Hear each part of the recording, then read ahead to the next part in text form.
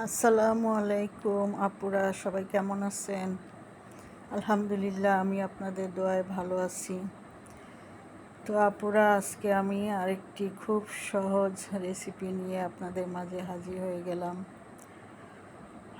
তা হচ্ছে, আমি আজকে আমাদের অনেক পছন্দের সবজি শাপলা দিয়ে ছোট ইলিশ মাছ রান্না করে দেখাবো।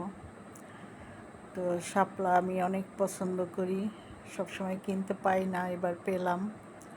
তো ঘরে ছোট ইলিশ মাছ ছিল, সেটা দিয়েই রান্না করে খাবো। তো তাই আপনাদের সাথে রান্নার প্রসেসটা শেয়ার করতেছি, আপনারা সবাই দেখেন। আর লাইক করবেন, চ্যানেলটা সাবস্ক্রাইব করবেন। হ্যাঁ আপুরা, দেখেন এখানে আমি ছোট ইলিশ মাছ কেটে ধুয়ে পরিষ্কার করে নিয়েছি।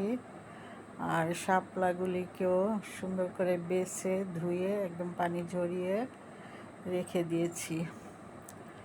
শাপলাও অল্প, মাছও অল্প, অল্প তরকারি রান্না করব।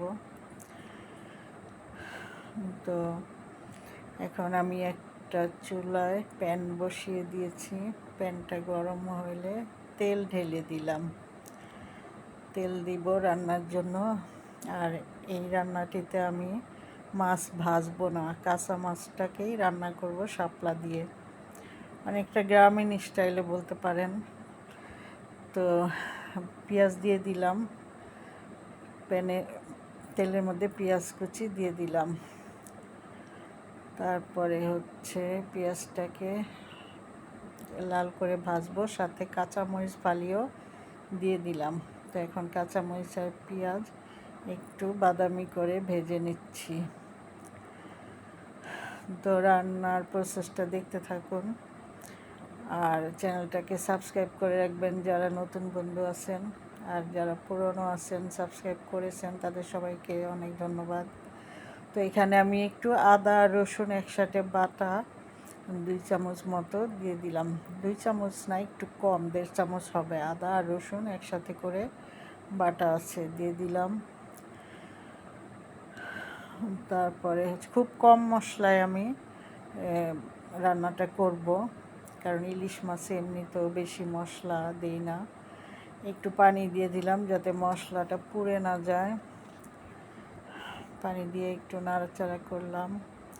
তারপরে এখন অন্য গুঁড়া মশলা দিয়ে দিব। তো এই পর্যায়ে আমি হলুদ দিয়ে দিলাম 1 চামচ, হলুদ দিয়ে দিলাম। তারপরে 1 চামচ মরিচের গুঁড়া দিয়ে দিলাম। আর কিছু মশলা তেমন দিব না, এখানে দিবই না। আর হালকা, খুব হালকা মশলায় আমি তরকারিটি রান্না করব। তো আবার একটু পানি দিয়ে মশলাটা কষিয়ে নিব সুন্দর করে। আর হচ্ছে মশলাটা কষানো হয়ে গেলে, কষানো প্রায় হয়ে গেছে, দেখেন তেল ছেড়ে দিয়েছে। এই পর্যায়ে আমি মাছগুলোকে দিয়ে দিব মশলার মধ্যে, কাঁচা মাছগুলোকেই দিয়ে দিব। মাছটাকে একটু কষিয়ে নিব, সেজন্য কাঁচা মাছ দিয়ে দিলাম। মাছটাকে এখন নেড়ে চেড়ে সুন্দর করে কষিয়ে নিতে হবে।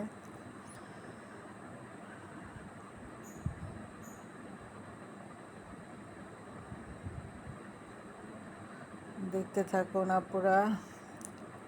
একটু পানি দিয়ে দিলাম মাছগুলো একটু সিদ্ধ হওয়ার জন্য। একটু পানি দিয়ে রান্না করব একটু অল্প সময়, 5-7 মিনিটের মতো একটু রান্না করব। মাছটা সিদ্ধ হয়ে গেলে তারপরে হচ্ছে ভালো হবে। এই পর্যায়ে আমি একটু লবণ দিয়ে দিলাম, 1 চামচের একটু কম আমি লবণ দিয়ে দিলাম। এবার মাছগুলোকে একটু উল্টে পাল্টে লবণটা মিশিয়ে নিতে হবে। পানির মধ্যে মাছগুলো একটু উল্টে দিচ্ছি, লবণটা যাতে প্রত্যেকটা মাছের মধ্যেই ঢুকে।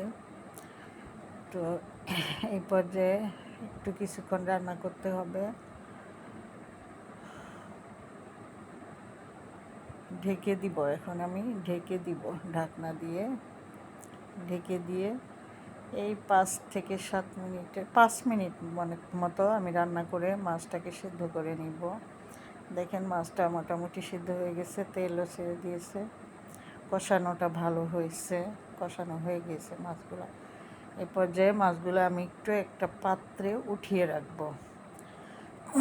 কষানো মাছগুলো আমি একটু উঠিয়ে রাখবো একটা পাত্রে।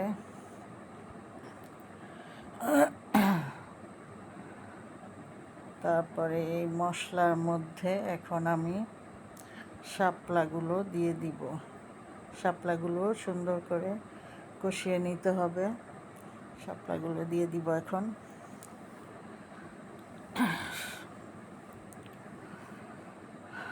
শাপলা তরকারি রান্না করতে সময় লাগবে না, খুব অল্প সময় হয়ে যাবে, কারণ শাপলা তো এমনিতেই নরম থাকে, তাড়াতাড়ি সিদ্ধ হয়ে যাবে। তো দেখতে থাকুন আপনারা। শাপলাটাকে এখন একটু নেড়ে চেড়ে মশলার সাথে মিশিয়ে দিব, নেড়ে।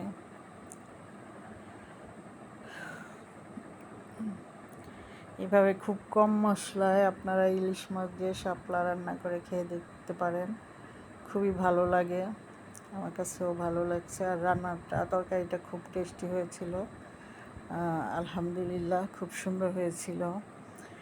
তো আবার একটু ঢেকে দিলাম, এখন ঢাকনা দিয়ে ঢেকে শাপলাটাকে সুন্দর করে কষিয়ে নিব। এখন দেখতেছি কি অবস্থা, খুলে হ্যাঁ কষানো হয়ে গিয়েছে। এই পর্যায়ে আমি একটু অল্প করে পানি দিয়ে দিলাম, অল্প করে একটু ঝোল ঝোল মতো হবে, পানি দিয়ে দিলাম। কাঁচা ইলিশ মাছ দিয়ে এইভাবে যে কোনো তরকারি রান্না করলে আসলে খেতে ভালোই লাগে, বেগুন দিয়েও ভালো লাগে আমার কাছে। তো আমি এরকম কাঁচা ইলিশ মাছ দিয়ে রান্না করি, আবার ভেজেও করি অন্যান্য তরকারি।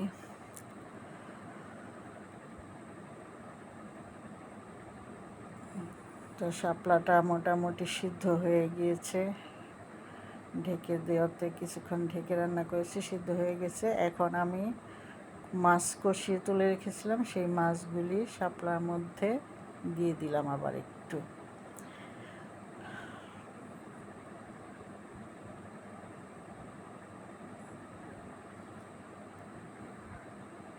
প্রায় হয়ে আসছে রান্নাটা, শাপলার মধ্যে দিয়ে এখন আর একটু রান্না করতে হবে সামান্য।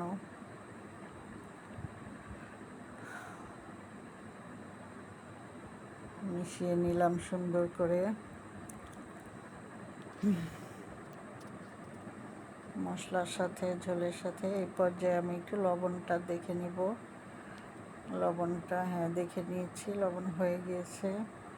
রান্নাও শেষের দিকে, অলমোস্ট হয়ে গিয়েছে রান্নাটা, একটু ঝোল থাকবে। তো এই আমার রান্নাটির ফাইনাল লুক, আপনারা দেখেন। তো চ্যানেলটি সাবস্ক্রাইব করবেন, সবাই ভালো থাকবেন, আমার জন্য দোয়া করবেন, আল্লাহ হাফেজ, আর কমেন্ট করবেন।